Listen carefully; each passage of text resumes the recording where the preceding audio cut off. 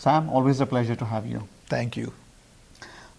Sam, we are at the cusp of where technology that people like you implemented in India, and the IoT and the digital revolution that has taken place, it has crossed by leaps and bounds.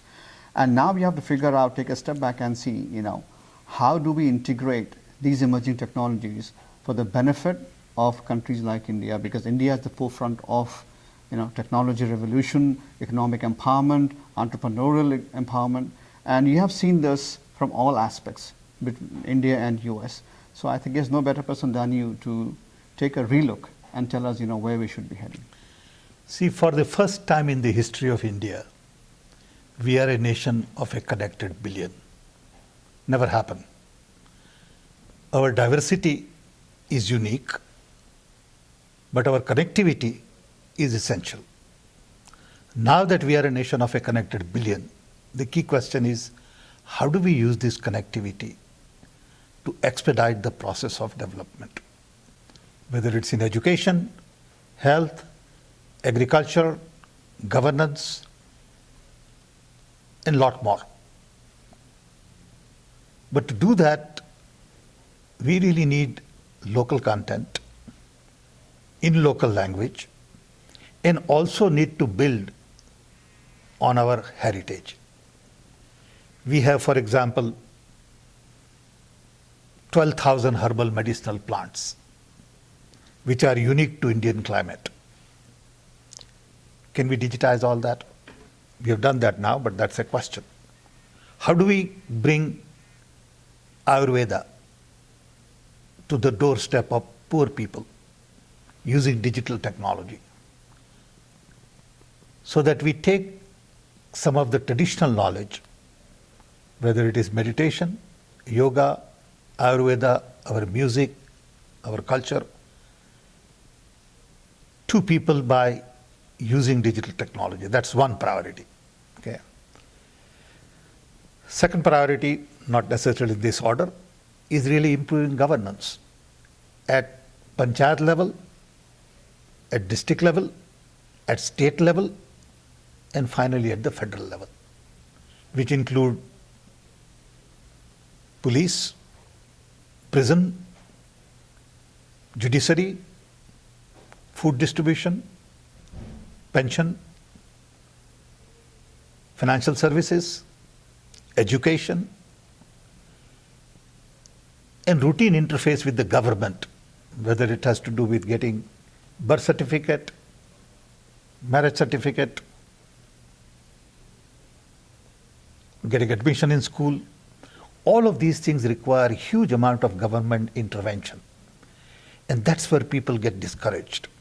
So if we can take that government interface out from human being and automate that, I think we will give people huge flexibility. You were giving a good example earlier about processes and government policies. You said India still has archaic processes, and we are taking those archaic processes which are not relevant anymore, and just all we are doing is digitizing them. That's not going to help. Absolutely. That's a serious concern. I have articulated it. I have talked about it. I have, while I was in the government, put together committees on it. But everyone is afraid to tackle that. Because, like I said this morning, British Raj left behind a lot of procedures. We Indians and our bureaucracy have further complicated it. And now we are computerizing it. As opposed to saying, if I had internet today, would I do it the same way? Or should I use internet to computerize the process that I have been used to doing? Huge difference. People don't understand the difference. Saying, can I get my admission in school online, but not by filling the same form that I fill in a manual system, but looking at the form and see what is really necessary and what is not necessary. That's re-engineering of the processes. So we need to redesign our processes everywhere. We are finding that our processes are obsolete. and no one has really focused on redoing it. So many times I say that we have 19th century mindset, 20th century processes, and 21st century needs. You know, Well, when it comes to empowerment, the young generation of India, which is a sizable population now, on one side we are telling them, question the structure.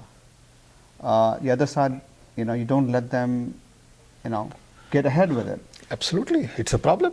It's a very serious problem that we do not allow our young to question. And when they question, we are not comfortable. But that's part of Indian hierarchical and feudal system. India is a very hierarchical society where father is supposed to have all the answers. India is also a very feudal society. We want king or leader. And information requires egalitarian management. Now that we are democratizing information, we must truly democratize our organizational architecture. Family is not with a flat organization. Companies have hierarchies, governments have hierarchies. By connecting billion people, what we are doing is we are democratizing information. I'll give you a very simple example. When I came to America in 1964, I needed to go get information on University of Illinois. So I had to take a train from Baroda to go to Mumbai. In Mumbai, go to American Information Service, USIS, wait in line, and they'll give me catalog for U of I for 10 minutes because there are other people waiting. In 10 minutes, I have to figure out the courses and all that, put it on paper and pencil, then take a train back to come to Baroda. Look at the amount of time and energy I had to spend in collecting that information. Today, it's online. A poor student from a small little village in Bihar can go visit Guggenheim Museum. What is the power of that? Right. How do you restructure society when information is democratized? That's a challenge. We have not understood it. We are keeping everything else intact and we are using information technology. Information technology is only effective when you begin to change everything around it and create right ecosystem. So in Manmohan Singh's government, we pushed very hard and got right to information. India never had right to information. What good is information if you don't have right to information? No one has understood the importance of right to information. All this stuff you hear about corruption and all that is out in public because now there is right to information. But that was required as part of connectivity. No one connects right to information to connectivity. You see what I'm saying? So there are lots of things we need to do to change our institutions. Education, courts, police, everything in the government has to change to respond to the information architecture of tomorrow. I have a question on this was the phrase which was used in the last decade, brain drain and reverse brain drain. It's not used as much now. When you came and then the generations after you, up until 10 years ago, all the intellectuals and people who could make a better income left India and came here. Sure. They got the best of education from IITs and other schools. In the last 5-7 years, because of e-commerce, connectivity in the startups, there's a lot of noise about people going back. But not everybody is going back, Sam. There's only a sliver percentage of population. So these things have to be created, within the country, homegrown. How do you think this will, take a major impact? See, I'm not very concerned about brain drain. I'm more concerned about brain chain. Can we chain our brains together? Because our brains are all over. It is good to have Indians abroad, but it's important to connect them back home. Okay? In a democratic country, if young want to go out and learn and serve and earn outside, more power to them. I'm proud of them. I don't want to be possessive. It's okay for them to go. Someday they'll come back. Even if they don't come back, they'll connect. Even if they don't connect, that's okay. We are a big country, 1 billion people, and we can't worry about brain drain anymore. The world has changed. You said, disruption has to happen. Somebody has to stand and take a look at it. You were involved in the telecom policy 25 years back. It had to happen, and it did happen. It had major impact on how we function today in telecom space as Indians.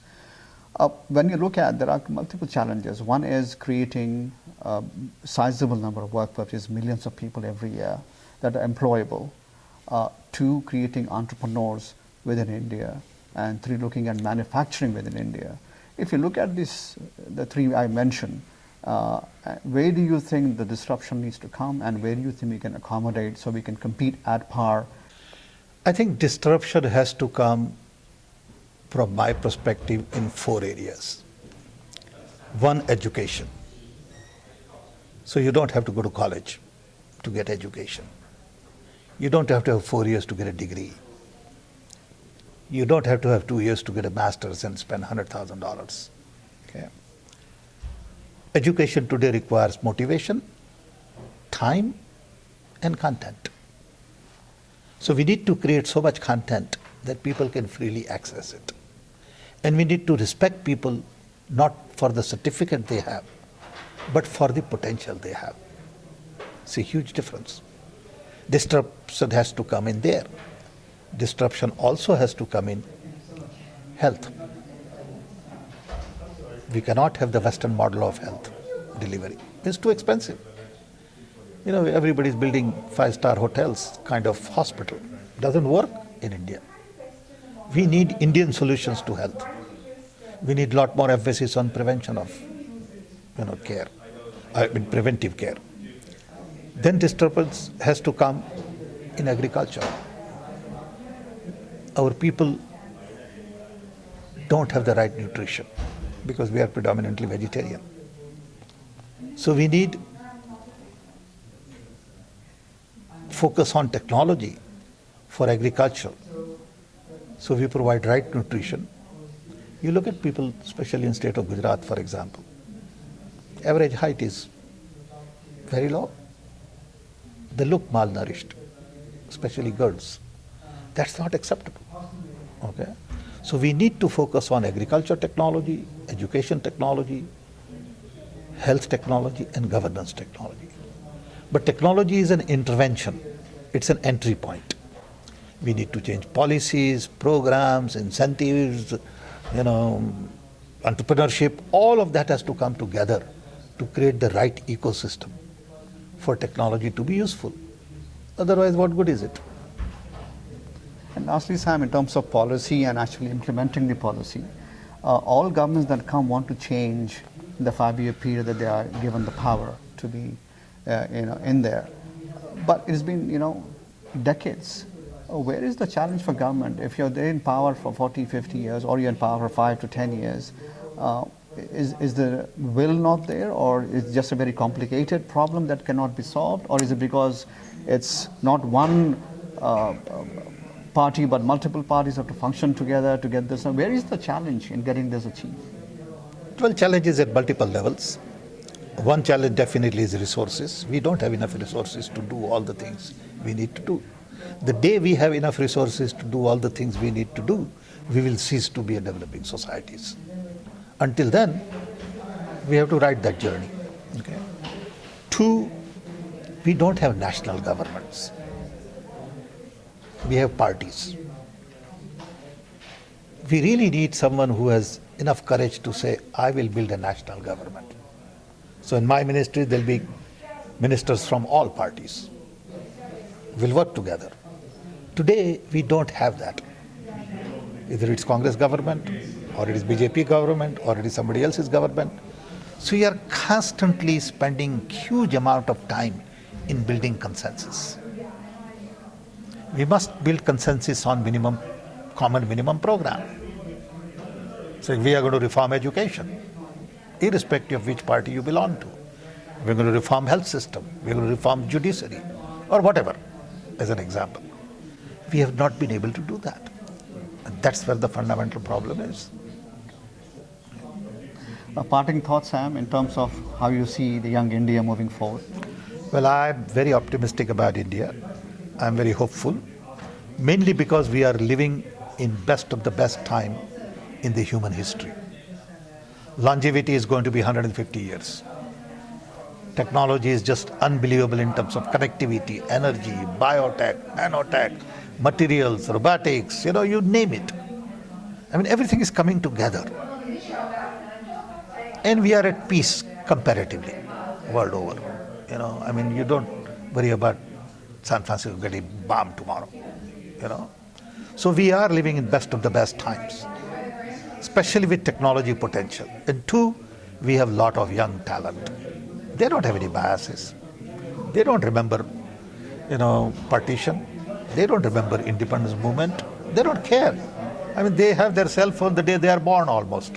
So they don't know that it took 10 years to get a phone connection. So their mind is wired very differently than our mind was wired. Our mind was wired with limited resources, with scarcity. Their mind is wired with abundance, full of confidence. In the world which is changing, they see it on TV every day. I had never made a telephone call until I came to America. I was 23 years old. I had no need to call anybody. If somebody had a phone, he was too rich to be my friend. I had never seen television before in India because there was no TV in India in '63. So these kids have huge capabilities. So when you put new technology potential in the young generation, I think we have an advantage. Sam, always a pleasure. Thank you. Thank you Well, so thank much. you very much. Appreciate it. Thank you.